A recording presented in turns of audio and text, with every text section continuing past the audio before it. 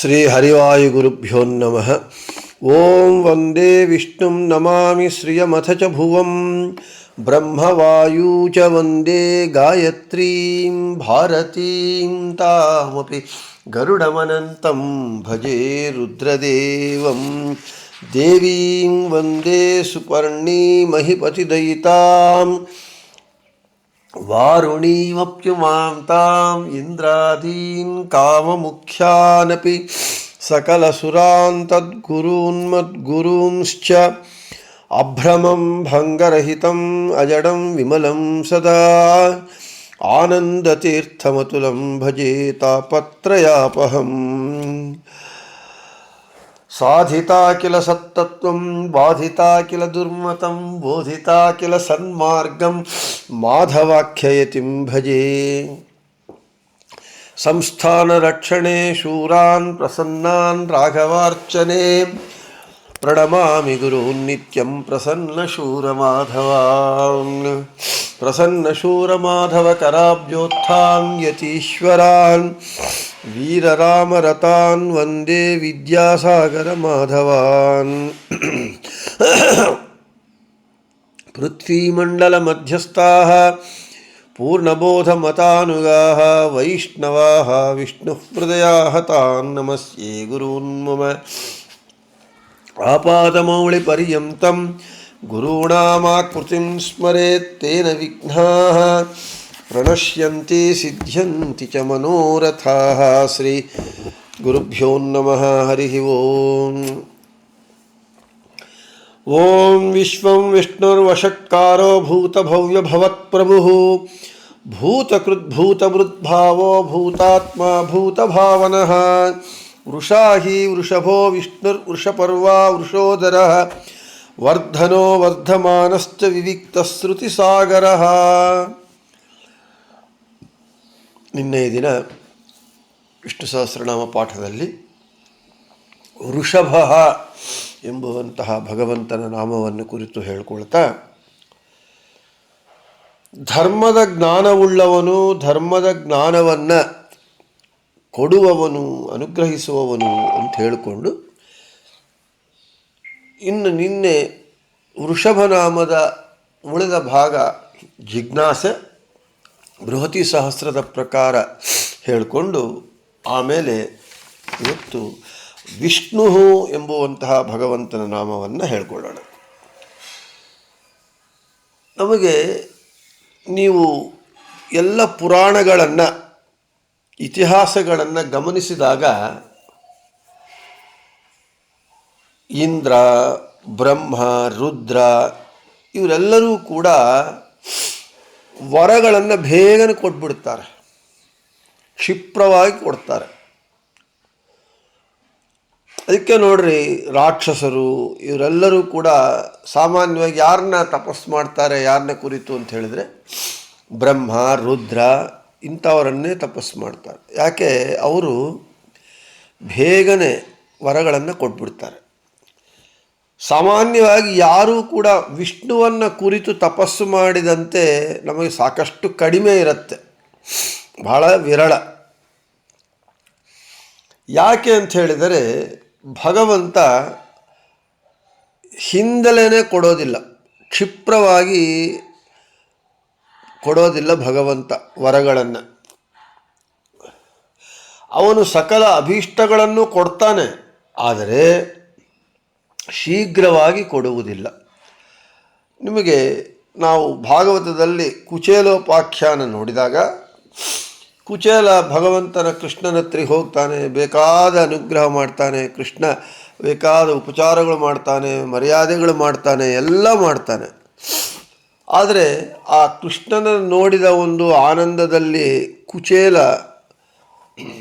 ಕೃಷ್ಣನನ್ನು ಏನೂ ಕೇಳೋದಿಲ್ಲ, ಸಹಾಯವನ್ನು. ಕೃಷ್ಣನು ಏನೂ ಕೊಡೋದಿಲ್ಲ. ಆ ಸುಧಾಮನಿಗೆ, ಕುಚೇಲನಿಗೆ ಕೃಷ್ಣನನ್ನು ನೋಡಿದ ಸಂತೋಷದಲ್ಲಿ ಕೃಷ್ಣ ಮಾಡಿದ ಉಪಚಾರ, ಗೌರವ, ಅಭಿಮಾನ, ಸಂತೋಷಪಟ್ಟು ಅದನ್ನು ನೆನೆಸ್ಕೊಂತ ಮನೆಗೆ ಹೋಗ್ತಾನೆ. ಮನೆಗೆ ಹೋದ ಮೇಲೆ ಅಲ್ಲಿ ಐಶ್ವರ್ಯವೆಲ್ಲ ಬಂದಿರುತ್ತೆ ಕುಚೇಲನಿಗೆ.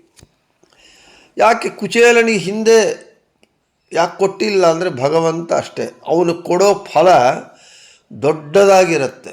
ಅವನು ಕೊಡುವಷ್ಟು ಫಲವನ್ನು ಇನ್ನು ಯಾರೂ ಕೊಡೋದಿಲ್ಲ.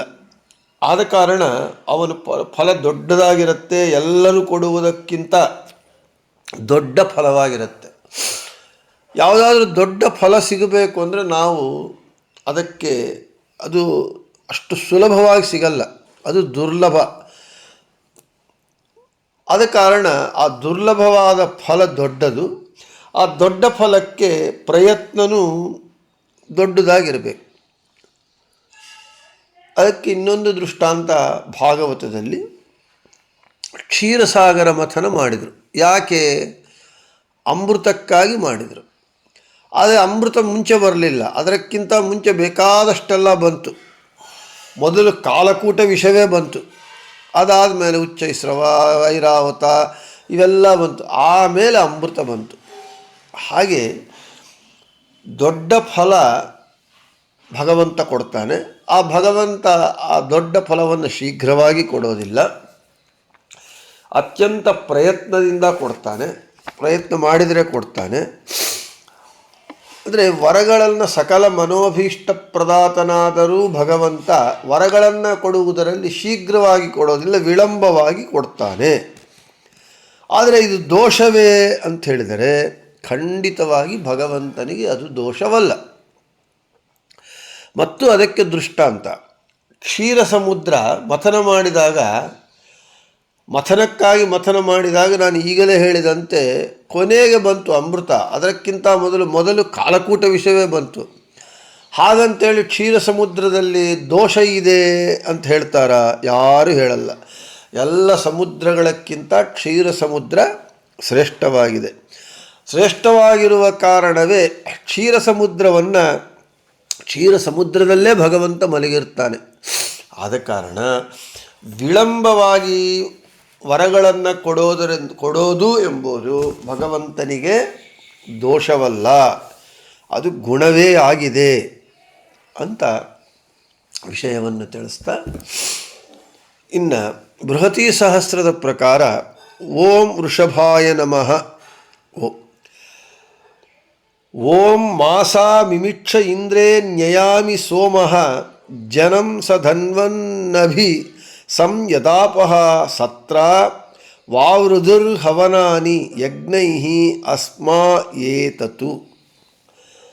ಇಂದ್ರೇ, ಆ ಇಂದ್ರನಾಮಕ ಭಗವಂತನಲ್ಲಿ, ಮಾಸಾಹ ಮಂತ್ರದಿಂದ, ಮಿಮಿಕ್ಷ ಸಂಸ್ಕರಿಸಿದಂತಹ, ಸೋಮಃ ಸೋಮರಸವು, ನಿಶ್ಚಯವಾಗಿಯೂ ಅಯಾಮಿ ಬರುತ್ತದೆ. ಆ ಇಂದ್ರನನ್ನು ಹವನಾನಿ ಸ್ತೋತ್ರಗಳು, ಯಜ್ಞ ಸಾಧನಗಳಿಂದ, ಸತ್ರ ಸಹಕಾರಿ ಜನರಿಂದ, ಧನ್ವನಿ ಮರುಭೂಮಿಯಲ್ಲಿ, ಅವಿಸಂಯತ್ ಹರಿಯುವ ಆಪಹ ನೀರು, ಜನಂನ ಮನುಷ್ಯರನ್ನೆಂಬಂತೆ, ವಾವೃಧು ಹೆಚ್ಚುಗಾಗಿ ತರುತ್ತೆ, ಹೆಚ್ಚುಗಾರಿಕೆ ತರುತ್ತೆ. ಅಸ್ಮ ಈ ಇಂದ್ರನಿಗೆ ಏತತ್ ಈ ಸ್ತೋತ್ರವನ್ನು ಮಾಡುತ್ತೇನೆ. ತಾತ್ಪರ್ಯ ನೋಡಿದಾಗ ನಮಗೆ ಅರ್ಥವಾಗುತ್ತೆ. ಹರಿಗೆ ರುಚಿಕರವಾದ ಸೋಮರಸ ಸೇರುತ್ತೆ. ಹರಿಗೆ ಅದು ಸಹ ಆ ಸೋಮರಸ ಭಗವಂತ ಸ್ವೀಕಾರ ಮಾಡ್ತಾನೆ. ಆ ಸೋಮರಸವು ಮಂತ್ರದಿಂದ ಸಂಸ್ಕರಿಸಿದಾಗ ಅದರ ಪವಿತ್ರ ಇನ್ನೂ ಜಾಸ್ತಿ ಆಗುತ್ತೆ. ಭಗವಂತ ಸ್ತೋತ್ರ ಪ್ರಿಯ. ಅದಕ್ಕೆ ವಿಷ್ಣು ಸಹಸ್ರನಾಮ ಸ್ತೋತ್ರ, ದಶಾವತಾರ ಸ್ತೋತ್ರ, ಈ ರೀತಿಯಾಗಿ ಅನೇಕ ಸ್ತೋತ್ರಗಳಿದೆ. ಭಗವಂತ ಸ್ತೋತ್ರ ಪ್ರಿಯ. ಅದು ಈ ಸ್ತೋತ್ರಗಳು ಯಜ್ಞಗಳು ಮಾಡುವಾಗ, ಪೂಜೆಗಳು ಮಾಡುವಾಗ ಇವೆಲ್ಲವೂ ಕೂಡ ನಾವು ಈ ಸ್ತೋತ್ರವನ್ನು ಮಾಡ್ತೇವೆ, ಭಗವಂತನ ಸ್ತೋತ್ರವನ್ನು. ಹೇಗೆ ಈ ಜನರೆಲ್ಲರೂ ಕೂಡ ಭಗವಂತ ಸ್ತೋತ್ರ ಪ್ರಿಯ ಅಂತ ಹೇಳಿ ಭಗವಂತನನ್ನು ಸ್ತೋತ್ರ ಮಾಡ್ತಾರೆ.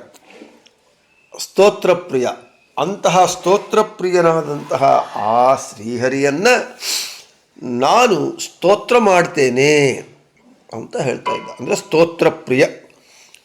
ಇನ್ನು ಮಾಸ ಮಿಮಿಕ್ಷ ಇಂದ್ರೇ ನ್ಯಯಾಮಿ ಸೋಮಃ, ಮಂತ್ರದಿಂದ ಮಿಶ್ರಿತವಾದ ಸೋಮರಸವನ್ನು ಇಂದ್ರನಲ್ಲಿ ಅರ್ಪಿಸುತ್ತೇನೆ. ನೀರಿನಿಂದ ಸುಸಂಸ್ಕೃತವಾದ ಶ್ರೇಷ್ಠವಾದ ಸೋಮರಸವನ್ನು ಭಗವಂತ ಧರಿಸುವುದರಿಂದ ವಿಷ್ಣುವು ವೃಷಭ ಎಂದು ಕರೆಯಲ್ಪಡ್ತಾನೆ. ಅದೇ ಹೇಳ್ತಾರೆ, ಮಂತ್ರೇಣ ಅದ್ಭಿ ಸಂಸ್ಕೃತತ್ವಾತ್ ವೃಷಃ ಶ್ರೇಷ್ಠ ಸೋಮರಸಃ ಭ್ರಿಯತೆ ಸಂಭ್ರಿಯತೆ ಇತಿ ವೃಷಭ. ನೀರಿನಿಂದ ಸುಸಂಸ್ಕೃತವಾದ ಸೋಮರಸವನ್ನು ಧರಿಸುವುದರಿಂದ ಭಗವಂತನು ವಿಷ್ಣುವು ಇದು ವೃಷಭ ಎಂದು ಕರೆಯಲ್ಪಡ್ತಾನೆ. ಭಗವಂತ ಸ್ತೋತ್ರ ಪ್ರಿಯನಾಗಿದ್ದಾನೆ ಅಂತ ಹೇಳ್ತಾ, ಈ ಕಾರಣದಿಂದಾಗಿ ಭಗವಂತನಿಗೆ ವೃಷಭ ಅಂತ ಹೆಸರು ಅಂತ ಹೇಳ್ತಾ, ಇನ್ನು ಇವತ್ತು ವಿಷ್ಣು ಪ್ರಾರಂಭ ಮಾಡೋಣ. ವಿಷ್ಣು ಅಂದಾಗ ಸರ್ವಂ ವೇವೇಷ್ಟಿ ವ್ಯಾಪ್ನೋತಿ ಇತಿ ವಿಷ್ಣು ವಿಶಲ್ ವ್ಯಾಪ್ತೌ ಅಂತ. ಎಲ್ಲವನ್ನೂ ವ್ಯಾಪಿಸಿರ್ತಾನೆ ಭಗವಂತ. ಎಲ್ಲೆಲ್ಲಿ ನೋಡಿದರೂ ಎಲ್ಲ ಕಡೆ ವ್ಯಾಪ್ತನಾಗಿರ್ತಾನೆ, ವ್ಯಾಪಿಸಿರ್ತಾನೆ. ಆದ ಕಾರಣ ಭಗವಂತನಿಗೆ ವಿಷ್ಣು ಅಂತ ಹೆಸರು. ಅಷ್ಟೇ ಅಲ್ಲ, ಆಕಾಶಾದಿ ವೇಷಯತಿ ವ್ಯಾಪಯತೀತಿ ವಿಷ್ಣು ಅಂತರ್ಣೀತಣಿಚ್. ನಮಗೆ ಎಲ್ಲ ಕಡೆ ವ್ಯಾಪ್ತವಾಗಿರುವಂಥದ್ದು ಯಾವುದು ಅಂದರೆ ಆಕಾಶ. ಆಕಾಶ ಶಬ್ದದೇ ಅವಕಾಶವನ್ನು ಕೊಡುವಂಥದ್ದು ಆಕಾಶ. ಅಂದರೆ ಅಲ್ಲಿ ಒಂದು ಪದಾರ್ಥ ಇಡಲಿಕ್ಕೆ ನಮಗೆ ಅವಕಾಶ ಕೊಟ್ಟರೆ ಅದು ಆಕಾಶ. ಆಕಾಶ ಎಲ್ಲ ಕಡೆ ವ್ಯಾಪ್ತವಾಗಿರುತ್ತೆ. ಅಂತಹ ವ್ಯಾಪಕವಾದ ಪದಾರ್ಥಗಳು ವ್ಯಾಪಿಸಿಕೊಂಡಿರುವಂತೆ ಮಾಡುವವನು ಭಗವಂತ. ಆದ ಕಾರಣ ಅವನಿಗೆ ವಿಷ್ಣು ಅಂತ ಹೆಸರು. ಅಂದರೆ ಆಕಾಶದ ಧರ್ಮ ಏನು ಅಂತ ಹೇಳಿದರೆ, ಸರ್ವತ್ರ ವ್ಯಾಪಿಸಿಕೊಂಡಿರೋದು ಆಕಾಶದ ಧರ್ಮ. ಆ ಆಕಾಶಕ್ಕೆ ಆಕಾಶತ್ವ ಕೊಡುವವನಾದ ಕಾರಣ, ಅದು ವ್ಯಾಪಿಸಿಕೊಂಡಿರುವಂತೆ ಮಾಡುವವನಾದ ಕಾರಣ ಭಗವಂತನಿಗೆ ವಿಷ್ಣು ಅಂತ ಹೆಸರು. ಇನ್ನು ನರಸಿಂಹ ತಾಪನೀಯ ಶ್ರುತಿ ಈ ರೀತಿ ಹೇಳುತ್ತೆ, ಅಥ ಕಸ್ಮಾದುಚ್ಯತೆ ಮಹಾವಿಷ್ಣುರಿತಿ ಯಸ್ಮಾತ್ ಸ ಮಹಿಮ್ನಾ ಸರ್ವಾನ್ ಲೋಕಾನ್ ಸರ್ವಾನ್ ದೇವಾನ್ ಸರ್ವಾನಾತ್ಮನಃ ಸರ್ವಾಣಿ ಭೂತಾನಿ ವ್ಯಾಪ್ನೋತಿ ವ್ಯಾಪಯತಿ. ಭಗವಂತ ತನ್ನ ಅದ್ಭುತವಾದ ಪ್ರಭಾವದಿಂದ ಎಲ್ಲ ಲೋಕಗಳನ್ನು, ಎಲ್ಲ ದೇವತೆಗಳನ್ನು, ಎಲ್ಲ ಜೀವರನ್ನು ಹಾಗೂ ಎಲ್ಲ ಭೂತಗಳನ್ನು ವ್ಯಾಪಿಸಿರ್ತಾನೆ. ಅಷ್ಟೇ ಅಲ್ಲದೆ ಈಗಲೇ ಹೇಳಿದಂತೆ ಆಕಾಶವೇ ಮೊದಲಾದ ವ್ಯಾಪಕ ಪದಾರ್ಥಗಳನ್ನು ವ್ಯಾಪಿಸಿಕೊಂಡಿರುವಂತೆ ಮಾಡ್ತಾನೆ. ಆದ ಕಾರಣವೇ ವಿಷ್ಣು ಅಂತ ಭಗವಂತ ಕರೆಯಲ್ಪಡ್ತಾನೆ. ಈ ಭಗವಂತನು ಸಕಲ ಲೋಕಗಳಲ್ಲಿದ್ದಾನೆ, ಸಕಲ ದೇವತೆಗಳಲ್ಲಿದ್ದಾನೆ, ಎಲ್ಲ ಜೀವರಲ್ಲಿದ್ದಾನೆ, ಎಲ್ಲ ಭೂತಗಳಲ್ಲಿದ್ದಾನೆ. ಭೂತ ಅಂದರೆ ಪಂಚಭೂತಗಳು, ಪೃಥ್ವಿ ತೇಜೋ ವಾಯುರಾಕಾಶಗಳು. ಈ ರೀತಿಯಾಗಿ ಎಲ್ಲ ಕಡೆ ವ್ಯಾಪಿಸಿಕೊಂಡಿರುವವನಾದ ಕಾರಣ ಭಗವಂತನಿಗೆ ವಿಷ್ಣು ಅಂತ ಹೆಸರು. ಅಷ್ಟೇ ಅಲ್ಲದೆ ಸರ್ವಂ ವಿಶತೀತಿ ವಿಷ್ಣು ವಿಷಪ್ರವೇಶನೆ. ಇಲ್ಲಿ ವಿಷ್ಣು ಶಬ್ದಕ್ಕೆ ಅರ್ಥ ಏನು ಅಂದರೆ ಎಲ್ಲವನ್ನೂ ಪ್ರವೇಶಿಸಿರುವವನು. ಅಂದರೆ ಎಲ್ಲರೊಳಗೂ ಪ್ರವೇಶ ಮಾಡ್ತಾನೆ. ಅವನಿಗೆ ಪ್ರವೇಶ ಇಲ್ಲದೇ ಇರುವ ಜಾಗವೇ ಇಲ್ಲ. ನಮಗೆ ಕೆಲವು ಕಡೆ ಎಲ್ಲ ನೋ ಎಂಟ್ರಿ ಅಂತಿರುತ್ತೆ. ಆದರೆ ಭಗವಂತನಿಗೆ ನೋ ಎಂಟ್ರಿ ಎಂಬುದೇ ಇಲ್ಲ, ಎಲ್ಲ ಕಡೆ ಎಂಟ್ರಿ ಇದೆ ಅವನಿಗೆ. ಆದ ಕಾರಣ ಅವನಿಗೆ ವಿಷ್ಣು ಅಂತ ಹೆಸರು. ಪೃಥಿವ್ಯಾದಿಭೂತಾನಿ ತದಭಿಮಾನಿನಃ ಇತರ ಪ್ರಜಾಶ್ಚ ವಿಯಂತಿ ಗಚ್ಚಂತಿ ಅನೇನ ಇತಿ ವಿಷ್ಣು ವಿಗತವು ಅಂತೇಳಿ. ಪೃಥ್ವಿಯಾದಿ ಸಕಲ ಭೂತಗಳು, ಪೃಥ್ವಪ್ತೇಜೋ ವಾಯುರಾಕಾಶಗಳು, ಅವುಗಳ ಅಭಿಮಾನಿ ದೇವತೆಗಳು. ಆ ಪೃಥ್ವಿ ತತ್ವಕ್ಕೆ ಭೂಮಿ, ಆಕಾಶ ತತ್ವಕ್ಕೆ ಗಣೇಶ, ಈ ರೀತಿಯಾಗಿ ಆ ಪೃಥಿವ್ಯಾದಿ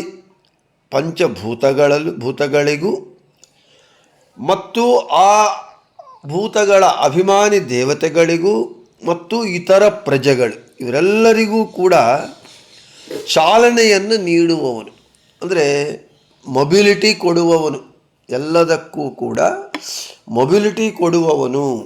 ಆದ ಕಾರಣ ಭಗವಂತನಿಗೆ ವಿಷ್ಣು ಅಂತ ಹೆಸರು. ವೇತಿ ಶೋಭತೆ ಇತಿ ವಿಷ್ಣು ವಿ ಕಾಂತ. ವಿಷ್ಣು ಶಬ್ದದಲ್ಲಿ ವಿ ಅಕ್ಷರ ಏನು ಹೇಳುತ್ತೆ? ಅತ್ಯಧಿಕವಾದ ಕಾಂತಿಯನ್ನು ಹೊಂದಿರುವವನು, ಒಳ್ಳೆ ಪ್ರಕಾಶಮಾನವಾಗಿರುವವನು, ಗ್ಲೋರಿ, ಬೆಳಕು, ಆ ತೇಜಸ್ಸು. ಭಗವಂತನಲ್ಲಿರುವಷ್ಟು ಕಾಂತಿ ಇನ್ನು ಯಾರಲ್ಲೂ ಇಲ್ಲ. ಜಗತ್ತನ್ನೆಲ್ಲ ಕಾಂತಿವಂತವಾಗಿ ಮಾಡುವಂತಹ ಸೂರ್ಯನಿಗೂ ಆ ಪ್ರಕಾಶತ್ವವನ್ನು ಕೊಡುವವನು. ಸೂರ್ಯನು ಎಲ್ಲರಿಗೂ ಕಾಂತಿಯನ್ನು ಕೊಡ್ತಾನೆ, ಬೆಳಕನ್ನು ಕೊಡ್ತಾನೆ. ಅಂತಹ ಸೂರ್ಯನಿಗೆ ಬೆಳಕನ್ನು, ಕಾಂತಿಯನ್ನು ಕೊಡುವಂತಹ ಅವನು ಅತ್ಯಧಿಕ ಕಾಂತಿ ಉಳ್ಳವನು. ಆದ ಕಾರಣ ಭಗವಂತನಿಗೆ ವಿಷ್ಣು ಅಂತ ಹೆಸರು. ಇನ್ನು ನಮಗೆ ಜಗತ್ತಿನಲ್ಲಿ ಪದಾರ್ಥಗಳು ನಾಶವಾಗತ್ತೆ, ಹೌದು. ಜಾತಸ್ಯ ಹಿ ಧ್ರುವೋ ಮೃತ್ಯು ಜನ್ಮ ಮೃತಸ್ಯ ಚ. ಹುಟ್ಟಿದ್ದು ನಾಶವಾಗಬೇಕು, ನಾಶವಾಗಿದ್ದು ಹುಟ್ಟಲೇಬೇಕು. ಈ ನಾಶವಾಗುವ ಪದಾರ್ಥಗಳಿಗೆ ಸೃಷ್ಟ್ಯಾದಿಗಳನ್ನು ಅನುಗ್ರಹಿಸಬೇಕು ಅಂತ ಇಚ್ಛೆ ಪಡ್ತಾನಂತೆ. ಅದೇ ಹೇಳ್ತಾರೆ, ಅಧಿಭೂತಾನಾಂ ಅಧಿಭೂತಂ ಕ್ಷರೋ ಭಾವ ಇತ್ಯುಕ್ತೆ ನಾಶಶೀಲ ಪದಾರ್ಥಾನಾಂ ಜನ್ಮಾದಿವೃಷ್ಟಿ ಇಚ್ಛತೀತಿ ವಿಷ್ಣು ವಶಕಾಂತೌ ಕಾಂತಿರಿಚ್ಛಾ.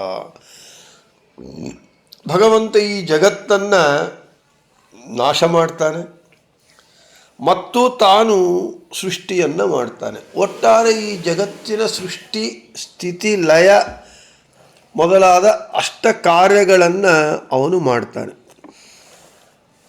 ನಾಶ ಹೊಂದಿದ ಪದಾರ್ಥಗಳನ್ನು ಕೂಡ ಅವರಿಗೆ ಸೃಷ್ಟ್ಯಾದಿಗಳನ್ನು ಕೊಡಬೇಕು ಅಂತ ಇಚ್ಛಪಡ್ತಾನೆ. ಅಂದರೆ ಸಕಲಕ್ಕೂ ಈ ಜಗತ್ತಿನ ಸೃಷ್ಟ್ಯಾದಿ ಅಷ್ಟ ಕಾರ್ಯಗಳಿಗೂ ಭಗವಂತನೇ ಕಾರಣಕರ್ತೃವಾಗಿದ್ದಾನೆ.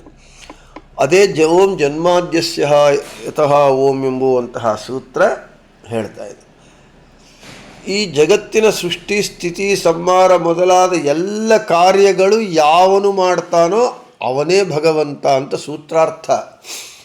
ಅದು ಕೂಡ ಸ್ವತಂತ್ರವಾಗಿ ಮಾಡಬೇಕು. ಅಲ್ಲಿ ಸ್ವತಂತ್ರವಾಗಿ ಯಾವನು ಮಾಡ್ತಾನೋ, ಬ್ರಹ್ಮ ಸೃಷ್ಟಿ ಮಾಡ್ತಾನೆ, ರುದ್ರದೇವರು ಲಯ ಮಾಡ್ತಾರಲ್ಲ ಅಂದರೆ ಅವರು ಅಸ್ವತಂತ್ರರಾಗಿ ಭಗವಂತನ ಪ್ರೇರಣೆಯಿಂದ ಅವರಲ್ಲಿ ಭಗವಂತ ಇದ್ದು ಸೃಷ್ಟಿ ಲಯ ಕಾರ್ಯಗಳನ್ನು ಮಾಡಿಸಿದರೆ ಅವರು ಮಾಡ್ತಾರೆ. ಆದರೆ ಭಗವಂತನ ವಿಷಯದಲ್ಲಿ ಹಾಗಲ್ಲ. ಭಗವಂತ ಸೃಷ್ಟ್ಯಾದಿ ಎಲ್ಲ ಕಾರ್ಯಗಳನ್ನು ಸ್ವತಂತ್ರವಾಗಿ ಮಾಡ್ತಾನೆ. ನಾಶವಾದ ಪದಾರ್ಥಗಳನ್ನು ಮತ್ತು ಸೃಷ್ಟಿ ಮಾಡ್ತಾನೆ, ಸೃಷ್ಟಿಯಾದ ಪದಾರ್ಥಗಳನ್ನು ನಾಶ ಮಾಡ್ತಾನೆ. ಆದ ಕಾರಣ ಭಗವಂತನಿಗೆ ವಿಷ್ಣು ಅಂತ ಹೆಸರು. ಇನ್ನು ವೇತಿ ಕ್ರಮತೆ ಇತಿ ವಿಷ್ಣು ವಿ ಗತೌ ಅಂತ ಹೇಳ್ತಾರೆ. ತ್ರಿವಿಕ್ರಮಾವತಾರದಲ್ಲಿ ಎಲ್ಲ ಲೋಕಗಳಲ್ಲಿ ಹೆಜ್ಜೆ ಇಟ್ಟಿದ್ದಾರೆ. ನಮಗೆ ವಾಮನಾವತಾರದ ಕತೆ. ಬಲಿಚಕ್ರವರ್ತಿ ಭಗವಂತನ ಭಕ್ತನಾದರೂ ಕೂಡ ತಾನು ಮುಂದಿನ ಮನ್ವಂತರಕ್ಕೆ ತಾನು ಇಂದ್ರ ಪದವಿಗೆ ಬರಬೇಕಾದವನು ಈ ಮನ್ವಂತರದಲ್ಲೇ ಇಂದ್ರ ಪದವಿಗೆ ಬರಬೇಕು ಅಂತ ಅಪೇಕ್ಷೆ ಪಟ್ಟ, ದೇವತೆಗಳಿಗೆ ತೊಂದರೆಯನ್ನು ಕೊಟ್ಟ, ಭಗವಂತನ ಭಕ್ತನಾದರೂ ಭಗವಂತನ ಇಚ್ಛೆಗೆ ವಿರುದ್ಧವಾಗಿ ನಡೆದುಕೊಂಡ.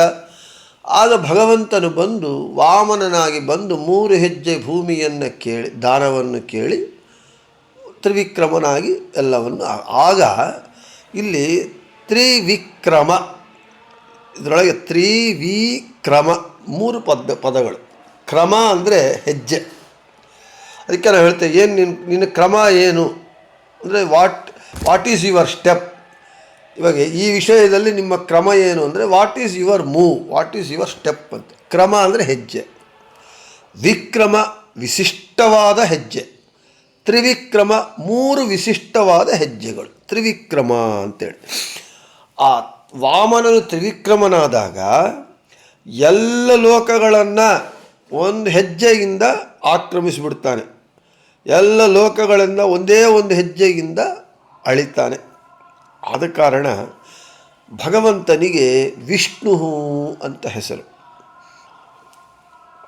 ಇನ್ನು ಗತಿಶ್ಚ ಸರ್ವಭೂತಾನಾಂ ಪ್ರಜಾನಾಂಚಾಪಿ ಭಾರತ ವ್ಯಾಪ್ತೌ ಮೇ ರೋದಸಿ ಪಾರ್ಥ ಕಾಂತಿಶ್ಚಾಭ್ಯಧಿಕಾ ಮಮ ಅಧಿಭೂತ ನಿವಿಷ್ಟಶ್ಚ ತದಿಚ್ಯುಶ್ಚಾಸ್ಮಿ ಭಾರತ ಕ್ರಮಾಣಾಚ್ಚಾಪ್ಯಹಂ ಪಾರ್ಥ ವಿಷ್ಣುರತ್ಯಭಿಸಂಜ್ಞಿತಃ. ಮಹಾಭಾರತ ಮೋಕ್ಷ ಧರ್ಮದಲ್ಲಿ ಕೃಷ್ಣನು ಈ ಎಲ್ಲ ಅರ್ಥಗಳನ್ನಿಟ್ಟುಕೊಂಡೇ ವಿಷ್ಣು ಇತಿ ಅಭಿಸಂಜ್ಞಿತಃ. ಭಗವಂತ ಕೃಷ್ಣ ಹೇಳ್ತಾನೆ, ಇವೆಲ್ಲದ ದೃಷ್ಟಿಯಿಂದ ನಾನು ವಿಷ್ಣು ಎಂಬ ಹೆಸರಿನಿಂದ ಕರೆಯಲ್ಪಡ್ತಾ ಇದ್ದೇನೆ ಅಂತ ಅರ್ಜುನನಿಗೆ ಹೇಳ್ತಾನೆ. ಅದು ಕೂಡ ಏನು ಅನ್ವರ್ಥಕವಾಗಿ. ವಿಷ್ಣು ಎಂಬ ಶಬ್ದ ನಮಗೆ ಮುಖ್ಯವಾಗಿ ಏನು ತಿಳಿಸಿಕೊಡ್ತಾ ಇದೆ ಅಂದರೆ, ಭಗವಂತನ ಅನಂತಾನಂತ ಗುಣಗಳಲ್ಲಿ ಒಂದಾದಂತಹ ಸರ್ವತ್ರ ವ್ಯಾಪ್ತಿ, ಭಗವಂತನ ಸರ್ವ ವ್ಯಾಪ್ತಿತ್ವವನ್ನು ವಿಷ್ಣು ಶಬ್ದ ಮುಖ್ಯವಾಗಿ ನಮಗೆ ತಿಳಿಸಿಕೊಡ್ತಾ ಇದೆ. ಆದ ಕಾರಣ ಎಲ್ಲ ಕಡೆ ವ್ಯಾಪ್ತನಾಗಿರುವವನು, ಪೂರ್ಣವಾಗಿ ವ್ಯಾಪ್ತನಾಗಿರುವವನು. ಆದ ಕಾರಣ ಭಗವಂತನಿಗೆ ವಿಷ್ಣು ಅಂತ ಹೆಸರು. ಮತ್ತು ಗೀತಾ ಭಾಷ್ಯದಲ್ಲಿ ಆಚಾರ್ಯರು ಹೇಳ್ತಾ ಇದ್ದಾರೆ, ಆದಿತ್ಯಾನಾಮಹಂ ವಿಷ್ಣು.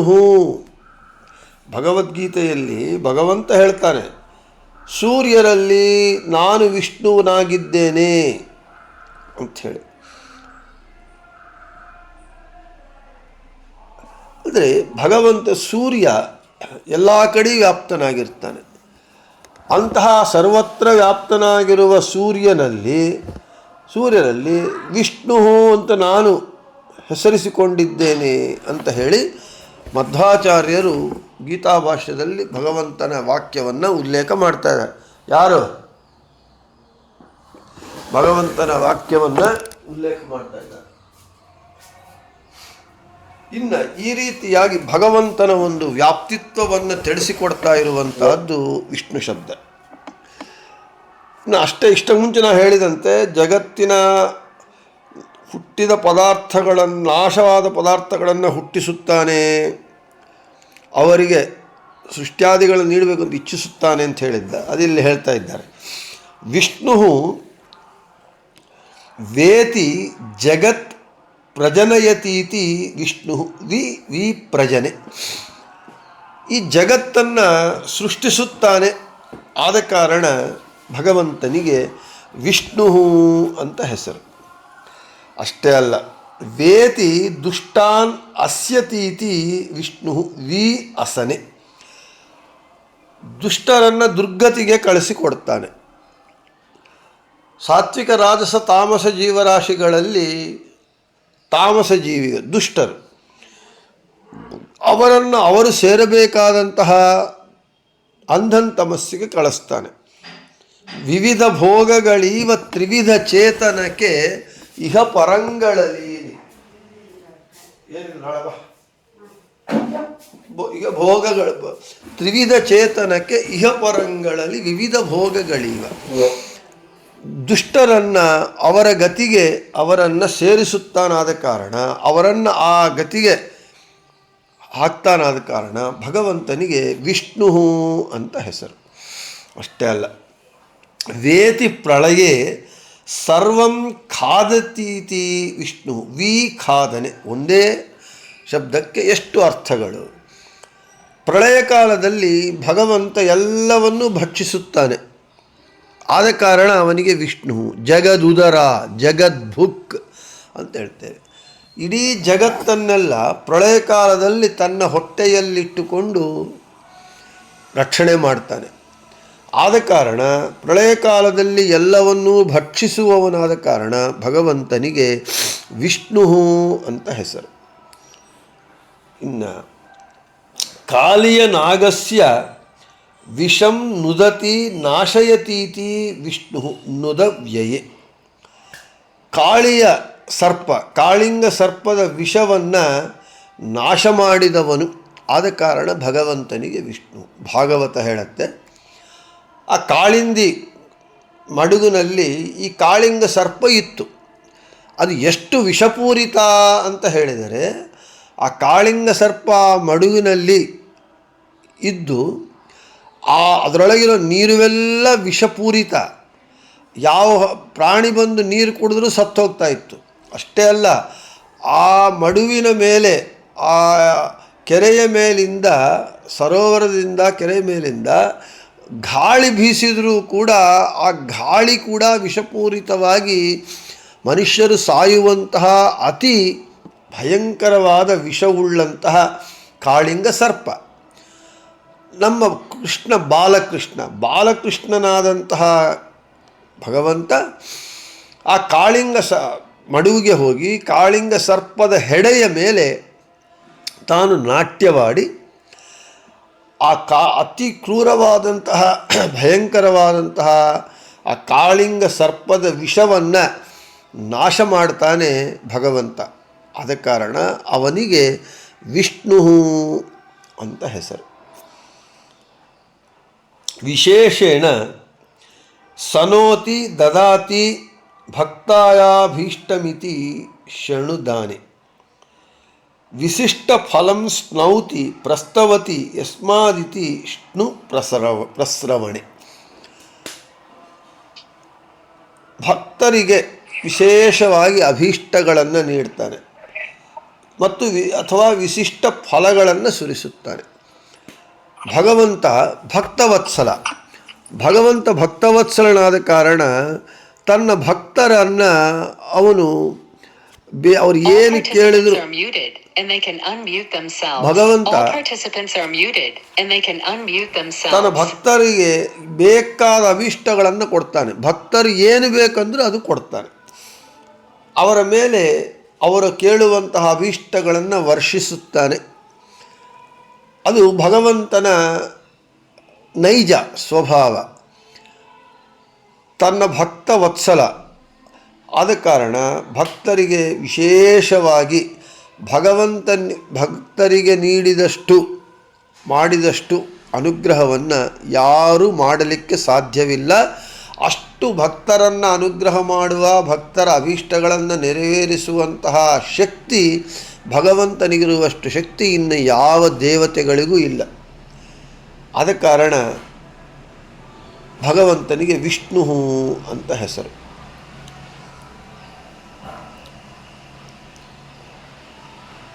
ವಿಗತಃ ಸ್ನುಃ ಪ್ರಸ್ರವಣಂ ಯಸ್ಮಾದಿತಿ.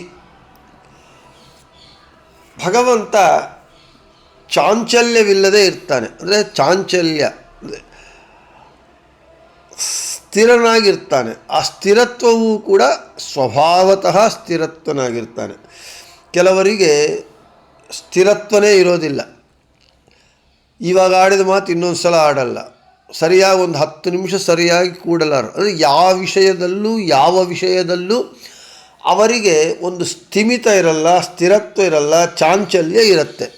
ಆದರೆ ಭಗವಂತ ಹಾಗಲ್ಲ, ಅಚಲನಾಗಿರ್ತಾನೆ, ಸ್ಥಿರನಾಗಿರ್ತಾನೆ.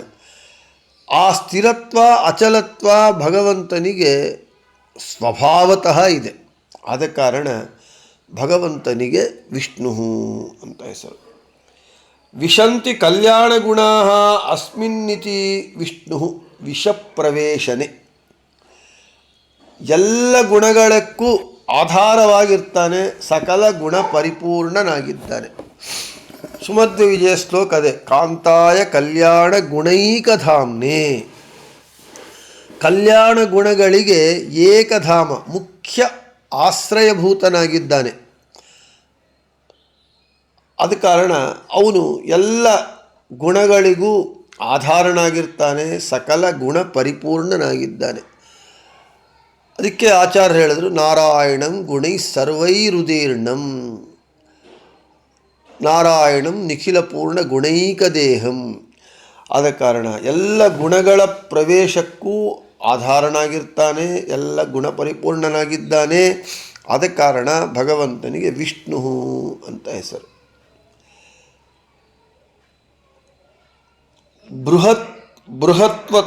ಬೃಹತ್ವಾತ್ ವಿಷ್ಣು ಉಚ್ಯತೆ. ಮಹಾಭಾರತ ಉದ್ಯೋಗ ಪರ್ವದಲ್ಲಿ ಸಂಜಯನು ಈ ರೀತಿ ಹೇಳ್ತಾ ಇದ್ದಾನೆ, ಕೃಷ್ಣನು ಗುಣ ಸಮೃದ್ಧನಾಗಿದ್ದಾನಾದ ಕಾರಣ ವಿಷ್ಣು ಎಂದು ಕರೆಯಲ್ಪಡ್ತಾ ಇದ್ದಾನೆ. ಭಗವಂತ ಇವಾಗ ಹೇಳಿಕೊಂಡಂತೆ ಗುಣ ಸಮೃದ್ಧ, ಅವನಲ್ಲಿ ಗುಣಗಳಿದೆ, ಆ ಗುಣಗಳೆಲ್ಲವೂ ಸಮೃದ್ಧಿಯಾಗಿದೆ, ಪೂರ್ಣವಾಗಿದೆ, ಆ ಗುಣಗಳೆಲ್ಲವೂ ಕಲ್ಯಾಣವಾಗಿದೆ. ಅದಕ್ಕೆ ಅವನು ಅನಂತ ಕಲ್ಯಾಣ ಗುಣಪರಿಪೂರ್ಣನು ಅಂತ ಹೇಳ್ತೇವೆ.